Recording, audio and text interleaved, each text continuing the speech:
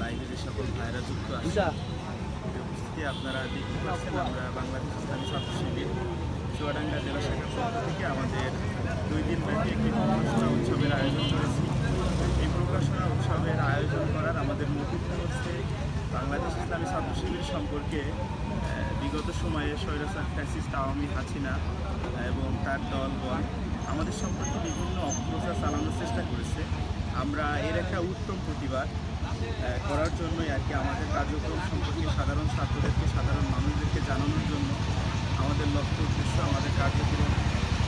আমরা যে দেশপ্রেমের চর্চা করি সেটা আমাদের প্রকাশনার মাধ্যমে, আমাদের কার্যক্রমের মাধ্যমে এটা মানুষকে বোঝাতে চাই, এটা মানুষের মধ্যে ছড়িয়ে দিতে চাই। এজন্যই আজকের এই প্রকাশনী উৎসবের আয়োজন করেছি। আজকের এই লাইভের মাধ্যমে যারা দেখতেছেন তাদেরকে অনুরোধ করবো এই 2 দিনব্যাপী প্রকাশনা উৎসবে আপনাদের যে কোনো একটু সময় করে এই উৎসবে আসা।